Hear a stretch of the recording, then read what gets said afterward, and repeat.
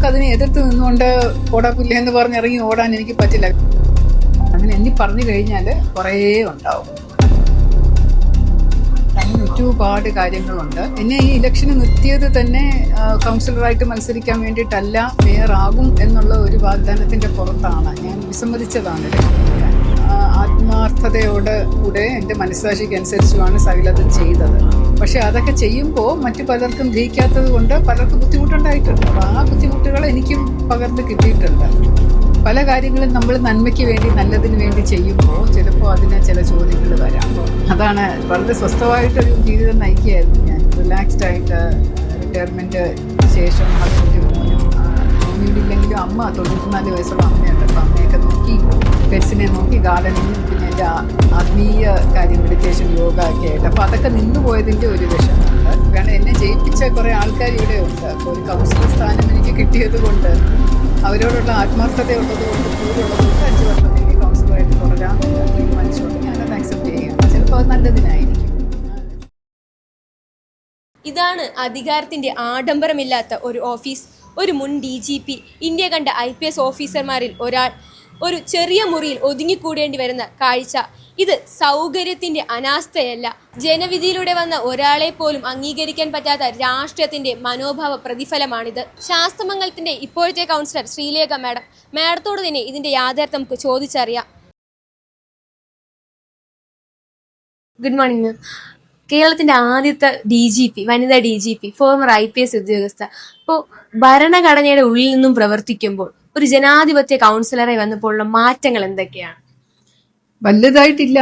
ഞാൻ പോലീസിലിരുന്നപ്പോഴും ജനസേവനം തന്നെയായിരുന്നു മുഖ്യ കടമ. പക്ഷെ ആ ഒരു ചട്ടക്കൂട് ഇല്ല, ഒരു ഡിസിപ്ലിൻ്റെ ഒരു ചട്ടക്കൂട് പോലീസിലുണ്ടല്ലോ.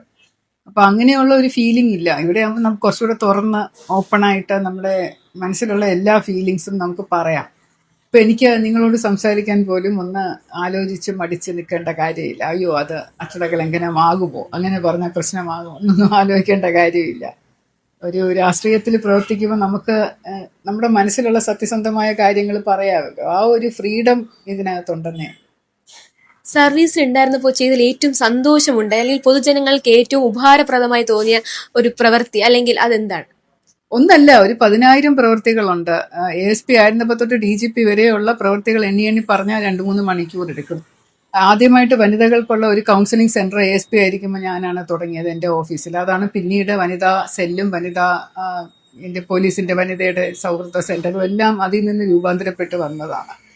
അതിനുശേഷം counselling centre for police officers, അവരുടെ ആത്മഹത്യ പ്രിവെൻറ്റ് ചെയ്യാനും അവരുടെ മദ്യപാനം, പുകവലി തുടങ്ങിയ ഹാബിറ്റുകൾ മാറ്റാനും വേണ്ടി ഹാറ്റ്സ് എന്ന് പറഞ്ഞൊരു കൗൺസിലിംഗ് സെൻറ്റർ, ജനങ്ങൾക്ക് ഉപകാരപ്രദമാകുന്ന തുണ എന്ന് പറയുന്ന വെബ് പോർട്ടൽ തുടങ്ങിയത് ആദ്യമായിട്ട് ഞാനാണ്. എൻ്റെ ഐഡിയയാണത്. പിന്നെ CCTNS ഇരുന്നപ്പോൾ ഒരുപാട് ജനങ്ങൾക്ക് സൗഹൃദപരമായിട്ടുള്ള കമ്പ്യൂട്ടർ വഴി കിട്ടാവുന്ന പോലീസ് സേവനങ്ങൾ, അവരുടെ വീട്ടിൽ ഇരുന്നുകൊണ്ട് തന്നെ പല സേവനങ്ങളും പോലീസ് സ്റ്റേഷനിൽ പോകാതെ എങ്ങനെ ചെയ്യാം എന്നുള്ളതിൻ്റെ കുറേ ഡെവലപ്മെൻറ്റ് ചെയ്തു. പിന്നെ ട്രാൻസ്പോർട്ടിൽ ഇരുന്നപ്പോഴുണ്ടായിരുന്ന സേഫ് സോൺ പദ്ധതി പ്രകാരം ആക്സിഡൻറ്റുകളുടെ റേറ്റും മരണ റേറ്റും ആദ്യമായിട്ട് 200 താഴെ ആക്കി. എല്ലാ വർഷവും കൂടി വരുന്നത് 2014 290 മരണങ്ങൾ കുറവ് സംഭവിച്ച ഒരു വർഷം. ശബരിമലയിൽ യാതൊരുവിധ അപകടവും, 0 അപകടം ഉണ്ടായ 2 വർഷങ്ങൾ. പിന്നെ ആക്സിഡന്റ് റേറ്റ് 1000-ഓളം കുറഞ്ഞു നിന്നത് ഞങ്ങളുടെ കൂട്ടായ പ്രവർത്തനങ്ങൾ കൊണ്ട്. അങ്ങനെ ഒരുപാട് കാര്യങ്ങളുണ്ട്. സ്ത്രീകൾക്കും കുട്ടികൾക്കും പൊതുജനങ്ങൾക്കും വയോജനങ്ങൾക്ക് വേണ്ടിയിട്ടുള്ള കോൾ ഹെൽപ്പ് സെന്റേഴ്സ്, പിന്നെ നിർഭയയിൽ ഇരുന്നപ്പോഴുണ്ടായിരുന്ന പ്രവർത്തനങ്ങൾ, അങ്ങനെ എണ്ണി പറഞ്ഞു കഴിഞ്ഞാൽ കുറേ ഉണ്ടാവും. സർവീസിലുണ്ടായിരുന്നപ്പോൾ ഏറ്റവും ബുദ്ധിമുട്ട് ഉണ്ടാക്കിയ ഒരു സംഭവം, അതിന് മാനസികമായ വിഷമങ്ങൾ ഉണ്ടാക്കിയ സംഭവങ്ങൾ എന്താണ്? ഇത് ചെയ്യേണ്ടിയിരുന്നില്ല എന്ന് തോന്നിയ എന്തെങ്കിലും അനുഭവങ്ങൾ ഉണ്ടായിട്ടുണ്ടോ? ചെയ്യേണ്ടിയിരുന്നില്ല എന്ന് എനിക്ക് തോന്നിയിട്ടുള്ള കാര്യങ്ങളൊന്നുമില്ല. കാരണം ഞാൻ എൻ്റെ ആത്മാർത്ഥതയോട് കൂടെ എൻ്റെ മനസ്സാക്ഷിക്ക് അനുസരിച്ചുമാണ് സകലതും ചെയ്തത്. പക്ഷെ അതൊക്കെ ചെയ്യുമ്പോൾ മറ്റു പലർക്കും ജയിക്കാത്തത് കൊണ്ട് പലർക്കും ബുദ്ധിമുട്ടുണ്ടായിട്ടുണ്ട്. അപ്പോൾ ആ ബുദ്ധിമുട്ടുകൾ എനിക്കും പകർന്ന് കിട്ടിയിട്ടുണ്ട്. പല കാര്യങ്ങളും നമ്മൾ നന്മയ്ക്ക് വേണ്ടി, നല്ലതിന് വേണ്ടി ചെയ്യുമ്പോൾ ചിലപ്പോൾ അതിന് ചില ചോദ്യങ്ങൾ വരാം. അപ്പോൾ വകുപ്പിന് വേണ്ടിയിട്ട്, ജനങ്ങൾക്ക് വേണ്ടിയിട്ടും ഒക്കെ ഞാൻ തുറന്ന് സംസാരിക്കുമ്പോൾ അത് ചിലപ്പോൾ അത് ഇഷ്ടമില്ലാത്ത ആൾക്കാർ എനിക്ക് മെമ്മോ തരികയും എനിക്കെതിരെ എന്താണ് അങ്ങനെ പറഞ്ഞത്, എന്താണ് ഇങ്ങനെ പറഞ്ഞത് എന്നൊക്കെ ചോദിക്കുന്ന ചില സാഹചര്യങ്ങൾ ഉണ്ടാകുമ്പോൾ മാനസികമായിട്ടുള്ള വിഷമം വരും. പക്ഷെ അത് എനിക്ക് 100% ഉറപ്പായിരുന്നു, നല്ലതിന് വേണ്ടിയിട്ടാണ് ഞാനത് ചെയ്തതാണ്. അതുകൊണ്ട് എനിക്കതിൽ താൽക്കാലികമായിട്ടുള്ള പ്രതിസന്ധികൾ ചിലപ്പോൾ വളച്ചൊടിക്കുമല്ലോ. ഇപ്പം തന്നെ വളച്ചൊടിക്കുന്ന പോലെ സർവീസിലുടനീളം സംഭവിച്ചിട്ടുണ്ട്. അപ്പോൾ അതുപോലെ പത്രക്കാരൊക്കെ ഇങ്ങനെ വളച്ചൊടിച്ച് വാർത്ത കൊടുക്കാൻ താല്പര്യമുള്ളതുകൊണ്ട് എന്തും വിവാദമാക്കുന്ന സാഹചര്യങ്ങളിൽ കൂടെ കടന്നു പോകുമ്പോഴുള്ള സമ്മർദ്ദം അത്രേ ഉള്ളൂ. അതൊക്കെ അതിജീവിച്ച് പോവാം, കുഴപ്പമില്ല. എല്ലാ പ്രതിസന്ധികളും മറികടന്ന് ഇന്ന് ജനപ്രിയ കൗൺസിലറായി ഇവിടെ ഇരിക്കുമ്പോൾ ശാസ്തമംഗലം വാർഡിന്റെ അടിസ്ഥാന പ്രശ്നങ്ങൾ എന്തൊക്കെയാണ്? അതിനു വേണ്ടിയുള്ള എന്തെങ്കിലും പുതിയ പദ്ധതികൾ നടപ്പിലാക്കാൻ ഉദ്ദേശിക്കുന്നുണ്ട്? തീർച്ചയായിട്ടും ഉണ്ട്. ശാസ്തമംഗലം പൊതുവേ ഒരു മെച്ചപ്പെട്ട ഒരു സ്ഥലമാണ്. വളരെയധികം ഡെവലപ്മെന്റ് ഉള്ള ഒരു സ്ഥലമാണ്. എൻ്റെ മുൻ കൗൺസിലർ കുറേയധികം നല്ല കാര്യങ്ങൾ ചെയ്തിട്ടുണ്ട്. എന്നാൽ ഇവിടെ കുറച്ച് ഇടുങ്ങിയ റോഡുകളുണ്ട്, ടാർ ചെയ്യാതെ കിടക്കുന്നതുണ്ട്, ചില തോടുകളിൽ കവർ ചെയ്യാതെ കിടപ്പുണ്ട്, പിന്നെ ചില ലൈറ്റുകൾ, തെരുവ് വിളക്കുകൾ ഇപ്പോഴും കത്താതെ കിടപ്പുണ്ട്. അപ്പം നമുക്ക് എല്ലാം കൂടെ സമഗ്രമായിട്ടൊരു ഇവിടെ ഒരു നല്ല ഒരു പാർക്കില്ല, ആളുകൾക്ക് ഇരിക്കാനുള്ള ഒരു സൗകര്യമില്ല. അപ്പൊ ഇവിടെ ഒരു ചായക്കടയുണ്ട്. ആ ചായക്കടയുടെ മുമ്പിൽ എനിക്കൊരു ചെറിയ ഒരു ഈറ്ററി പോലെ വികസിപ്പിച്ച് ആളുകൾക്ക് ഇങ്ങനെ ഇരിക്കാവുന്ന ബെഞ്ചുകളും രാത്രി ലൈറ്റുകൾ, കുറച്ച് തണലും ഒക്കെ ആയിട്ട് അങ്ങനെയുള്ള ഒരു ഡെവലപ്മെന്റ് പ്ലാൻ ഉണ്ട്. അത് വ്യാപാര വ്യവസായിയുടെ ആൾക്കാരുമായിട്ട് ചേർന്ന് ചെയ്യണം. പിന്നെ ഒരു ഡോഗ് ഷെൽട്ടറിന് സ്ഥലമുണ്ട്. ഇവിടെ അനധികൃതമായിട്ട് കിടക്കുന്ന കുറച്ചധികം കാര്യങ്ങളുണ്ട്. അപ്പൊ അതൊക്കെ ഒന്ന് ഒഴിപ്പിച്ചു കഴിഞ്ഞാൽ കുറച്ചും കൂടെ വാഹനം ഗതാഗത നടപ്പ് കാൽനട യാത്രക്കാർക്ക് സൗകര്യം കൂടും. കുറച്ചുകൂടെ പച്ചപ്പ് വേണം. പിന്നെ ഇവിടെ വരുന്ന സ്ത്രീകൾക്ക് പൊതു ശൗചാലയം ഇല്ല. വൃത്തിയുള്ളൊരു പൊതു ശൗചാലയത്തിനുള്ള സ്ഥലം കണ്ടുപിടിക്കണം. പിന്നെ കുട്ടികൾക്ക്, യുവാക്കൾക്കൊക്കെ വേണ്ടിയിട്ടുള്ള കുറച്ച് ഒരു അവയർനെസ് സെന്റേഴ്സ് തുടങ്ങാനായിട്ട്, അവർക്ക് എന്തെങ്കിലും ടെൻഷൻ വരുമ്പോൾ, പ്രശ്നം വരുമ്പോൾ വന്നിരുന്ന് ഇരിക്കാൻ ഒരു ലൈബ്രറി ഫെസിലിറ്റി, ഒരു ചെറിയ ഒരു കാർഷെഡാണെങ്കിലും മതി, കുറച്ച് നല്ല ബുക്സും ഒരു ഡെസ്ക് ഇട്ട്, അല്ലെങ്കിൽ അങ്ങനെ അതുപോലെയുള്ളൊരു സൗഹൃദ സെന്റർ, സ്ത്രീ സൗഹൃദ സെന്റർ, യുവ സൗഹൃദ സെന്റർ എന്നൊക്കെ പോലെയുള്ള കുറച്ച് കോൺസെപ്റ്റ്സ് ഒക്കെ മനസ്സിലുണ്ട്. അപ്പൊ അതൊക്കെ എല്ലാവരുമായിട്ട് ചർച്ച ചെയ്ത് തീരുമാനം എടുക്കേണ്ട കാര്യമാണ്. മാം, അതുപോലെ തന്നെ ശ്രീലേഖ IPS ഇലക്ഷൻ നിൽക്കുന്നു പറയുമ്പോൾ തന്നെ പൊതുജനങ്ങൾക്ക് എല്ലാവർക്കും വന്നത് ഒരു മേയർ കാൻഡിഡേറ്റ് എന്നുള്ളൊരിതാണ്. അപ്പോൾ പെട്ടെന്നുള്ള തീരുമാനങ്ങളിൽ അത് മാറുകയും മറ്റൊരാൾ മേയറായിട്ട് അപ്പോൾ ആ സമയത്തുണ്ടായ മാനസികമായ ബുദ്ധിമുട്ടുകൾ എന്തെങ്കിലും രാഷ്ട്രീയപരമല്ലാതെ വ്യക്തിപരമായിട്ടുള്ള ഒരു അഭിപ്രായം? എന്നെ ഈ ഇലക്ഷന് നിർത്തിയത് തന്നെ കൗൺസിലറായിട്ട് മത്സരിക്കാൻ വേണ്ടിയിട്ടല്ല, മേയർ ആകും എന്നുള്ള ഒരു വാഗ്ദാനത്തിന്റെ പുറത്താണ്. ഞാൻ വിസമ്മതിച്ചതാണ് ഇലക്ഷന് നിൽക്കാൻ. പക്ഷെ അത് അങ്ങനെ പറയുന്നത് കേട്ടപ്പോൾ ഞാനായിരിക്കും ഈ തിരഞ്ഞെടുപ്പിന്റെ മുഖം, കാൻഡിഡേറ്റ്സിന് എല്ലാവർക്കും വേണ്ടി പ്രവർത്തിക്കേണ്ട ആളായിരിക്കണം. നേരത്തെ പറഞ്ഞിരുന്നത് 10 കാൻഡിഡേറ്റ്സിനെ ജയിപ്പിക്കുന്ന വൈസ് പ്രസിഡന്റും കൂടിയാണ് ഞാൻ BJPയുടെ സംസ്ഥാന. അപ്പോൾ അതിനെ 10 പേരെ വിജയിപ്പിച്ചാൽ മതി എന്നാണ് പറഞ്ഞത്. അവസാനം ഞാൻ കൗൺസിലർ ആകേണ്ട സാഹചര്യത്തിൽ ഞാൻ പാർട്ടി പറഞ്ഞത് അംഗീകരിച്ച് നിന്നു. അങ്ങനെ തന്നെയാണ് പറഞ്ഞിരുന്നതും, അങ്ങനെയുള്ള ഒരു പടമാണ് എല്ലായിടത്തും കൊടുത്തിരുന്നതും. എല്ലാ പത്രങ്ങളുടെ ചർച്ചകൾക്കും ഒക്കെ എന്നെയാണ് വിട്ടുകൊണ്ടിരുന്നതും. ഇത് ലാസ്റ്റ് മിനിറ്റ് വരെ അങ്ങനെ തന്നെയാണ് ഞാനും കേട്ടിരുന്നത്. പക്ഷേ എന്തോ കാരണങ്ങൾ കൊണ്ട് അവസാന നിമിഷം മാറി എനിക്ക് തോന്നുന്നു. അപ്പോൾ രാജേഷ് കുറച്ച് ബെറ്ററായിട്ട് മേയറായിട്ട് പ്രവർത്തിക്കാൻ പറ്റും, ആശാനാഥിന് കുറച്ചുകൂടെ നല്ലൊരു ഡെപ്യൂട്ടി മേയറായിട്ട് പ്രവർത്തിക്കാൻ പറ്റും എന്ന് കേന്ദ്ര നേതൃത്വത്തിന് തോന്നിയത് കൊണ്ടാണെന്നാണ് എൻ്റെ കണക്ക് കൂട്ടൽ. അങ്ങനെയാണെങ്കിൽ ഓക്കെ, ഞാൻ അംഗീകരിക്കുന്നു. എനിക്കതിൽ തർക്കമില്ല. കാരണം എല്ലാം മാറാമല്ലോ. നമ്മുടെ രാഷ്ട്രീയമാകുമ്പോൾ ഓരോരുത്തരുടെ താല്പര്യം അനുസരിച്ച് മാറാം. അപ്പം കേന്ദ്ര നേതൃത്വത്തിൽ നിന്ന് ഇങ്ങനെ ഒരു കാര്യം പറഞ്ഞു എന്ന് പറയുമ്പോൾ നമുക്കതിനെ എതിർത്ത് നിന്നുകൊണ്ട് പോടാ പുല്ലേ എന്ന് പറഞ്ഞിറങ്ങി ഓടാൻ എനിക്ക് പറ്റില്ല. കാരണം എന്നെ ജയിപ്പിച്ച കുറേ ആൾക്കാർ ഇവിടെ ഉണ്ട്. അപ്പോൾ ഒരു കൗൺസിലർ സ്ഥാനം എനിക്ക് കിട്ടിയത് കൊണ്ട്, അവരോടുള്ള ആത്മാർത്ഥതയുള്ളത് കൊണ്ട്, കൂറുള്ളത് കൊണ്ട് 5 വർഷത്തേക്ക് കൗൺസിലറായിട്ട് തുടരാം എന്ന് തീരുമാനിച്ചുകൊണ്ട് ഞാനത് അക്സെപ്റ്റ് ചെയ്യുകയാണ്. ചിലപ്പോൾ അത് നല്ലതിനായിരിക്കും. കോർപ്പറേഷന് നല്ലത് ഇതുപോലെയുള്ള ഒരു മേയറും കൗൺസിലറും ഇരിക്കുന്നത് തന്നെ ആയിരിക്കുമെന്ന് കേന്ദ്രത്തിന് തോന്നിയത് കൊണ്ടാണല്ലോ. അപ്പം അത് നടക്കട്ടെ. മാം, കൗൺസിലറെ അധികാരമേറ്റ ആദ്യ 2 നാളുകളിൽ തന്നെ ഒരുപാട് വിവാദങ്ങളുണ്ട്.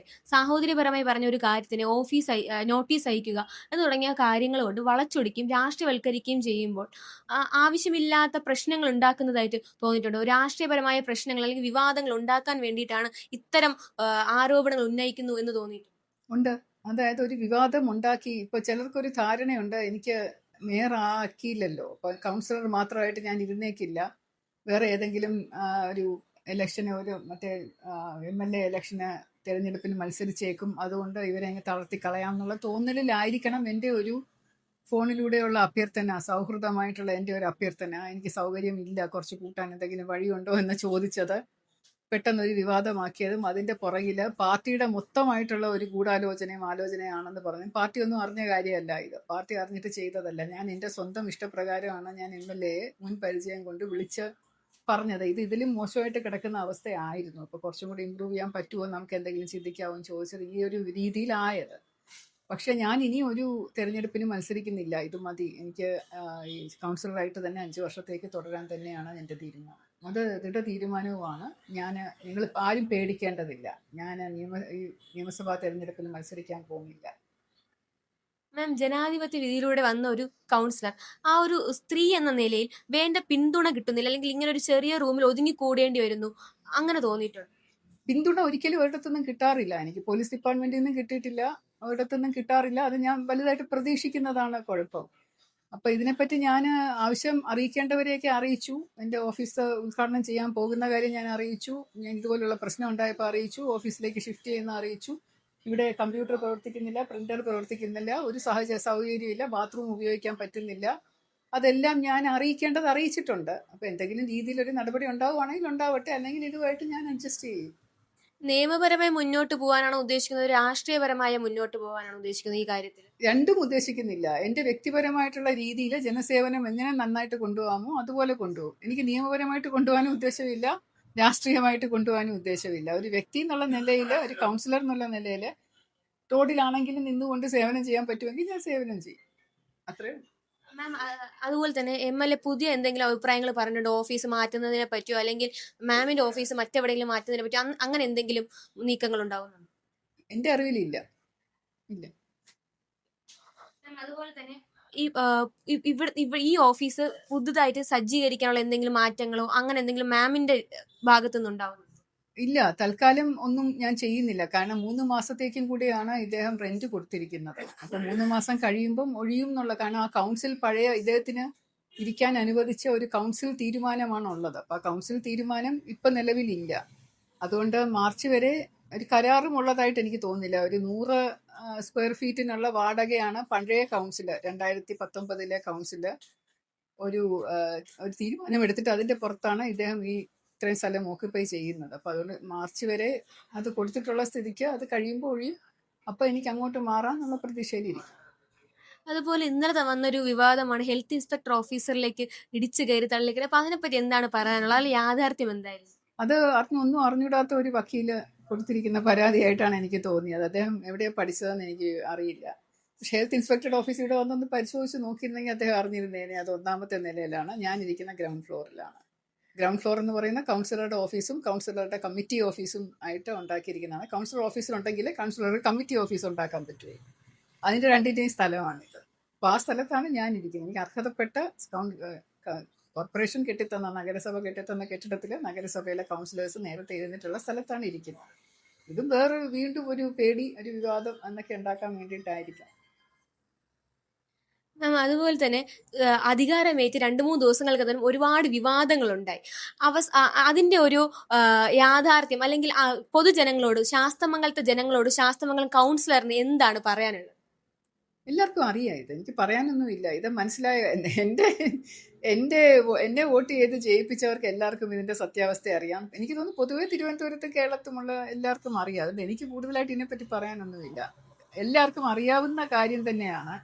അതെനിക്ക് പറഞ്ഞ് ഫലിപ്പിക്കേണ്ട, എനിക്ക് ഡിഫെൻഡ് ചെയ്യേണ്ട, അല്ലെങ്കിൽ സ്വയം ന്യായീകരിക്കേണ്ട ഒരു കാര്യമില്ല. ഇത് സത്യം എന്താണെന്ന് വെച്ചാൽ അതെല്ലാവർക്കും അറിയാം. മാം, രാഷ്ട്രീയ പ്രവർത്തക എന്നതിലുപരി നല്ലൊരു എഴുത്തുകാരിയാണ്. 9ഓളം പുസ്തകങ്ങൾ പ്രസിദ്ധീകരിച്ചിട്ടുണ്ട്. ഒരു യൂട്യൂബ് 10, ഓക്കെ മാം, സോറി. അപ്പോൾ അത്രയും ബുക്കുകൾ പ്രസിദ്ധീകരിച്ചിട്ടുണ്ട്. അതുപോലെ തന്നെ ഒരു നല്ലൊരു യൂട്യൂബറാണ്. അപ്പോൾ മറ്റുള്ള എല്ലാ രംഗത്തും സജീവമാണ്. അപ്പോൾ പുതിയ എന്തെങ്കിലും ബുക്കുകൾ പ്ലാൻ ചെയ്യുന്നതുണ്ടോ? അതിനെപ്പറ്റി എന്താണ്? ഞാൻ പണ്ട് തൊട്ടേ എഴുത്തുകാരിയാണ്. ഞാൻ 9ാം ക്ലാസ്സിൽ പഠിക്കുമ്പോൾ തൊട്ട് എഴുതി തുടങ്ങിയതാണ്.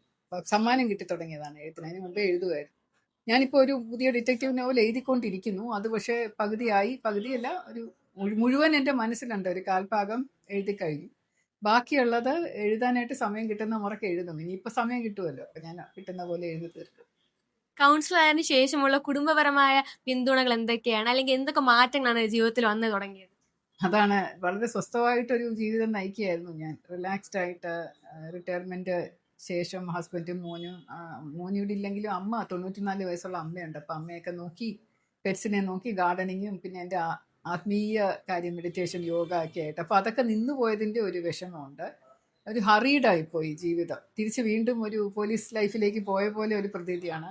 ഏറ്റവും ബുദ്ധിമുട്ടിക്കുന്നത് എൻ്റെ ഈ ഫോൺ നമ്പർ. എനിക്ക് വേറെ ആരും സഹായത്തിനില്ല. പോലീസിലായിരുന്നപ്പോൾ സഹായത്തിന് ആൾക്കാരുണ്ടായിരുന്നു. ഇപ്പോൾ എനിക്ക് സഹായത്തിന് ആരും ഇല്ലാത്തതുകൊണ്ട് എനിക്ക് എൻ്റെ കൂടെ ഇലക്ഷൻ വർക്കിന് വേണ്ടി പ്രവർത്തിച്ചവരെ ബുദ്ധിമുട്ടിക്കാനും ആഗ്രഹമില്ല. കാരണം അവർ ഇനിയിപ്പോൾ എന്തിനു ബുദ്ധിമുട്ടണം എന്നുള്ളതാണ്. അപ്പോൾ അതുകൊണ്ട് എല്ലാ കാര്യവും ഞാൻ തന്നെ ഡീൽ ചെയ്യും.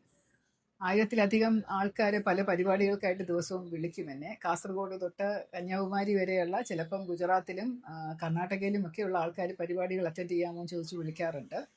അപ്പോൾ അതൊക്കെ മറുപടി പറയേണ്ട, ഫോൺ എടുക്കേണ്ട ഒരു ബുദ്ധിമുട്ട് ഇന്ന് രാവിലെ 3 മണി തൊട്ട് തുടങ്ങി.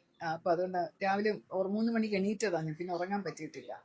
അങ്ങനെയുള്ള ഒരു പ്രയാസം വരുന്നുണ്ട്. ഞാനൊരു നേരത്തെ കിടന്ന് ഉറങ്ങുന്ന ടൈപ്പും അല്ലെങ്കിൽ 11 മണി കഴിയാതെ ഉറക്കവും വരാറില്ല. അപ്പം അങ്ങനെയുള്ള ഒരു തിരക്ക് ഉള്ള ആ ഒരു ഫീലിങ് കുറച്ച് കഴിയുമ്പോൾ ശീലിക്കുമോ എന്ന് എനിക്കറിയില്ല. പക്ഷേ കുറച്ചൊരു പ്രയാസം വരുന്നുണ്ട്. ആളുകൾ പിന്നെ വിളിച്ചിട്ട് മറ്റുള്ളവരുടെ നമ്പർ എത്രയാ, ഇയാളുടെ നമ്പർ എത്രയാ, മറ്റേ ആളുടെ നമ്പർ തരുമോ എന്നൊക്കെ പറഞ്ഞ് അങ്ങനെയുള്ള ഒരു കോൾ ഏജൻസി നടത്തിയിരിക്കുന്ന പോലെയുള്ളൊരു അങ്ങനെയും പറയുന്നുണ്ട്. പിന്നെ നിങ്ങൾ മാധ്യമ പ്രവർത്തകരുടെ കോള് ബൈറ്റ് തരാമോ, ഇന്റർവ്യൂ തരാമോ ചോദിച്ച് വിളിക്കുന്നവരൊക്കെയുണ്ട്.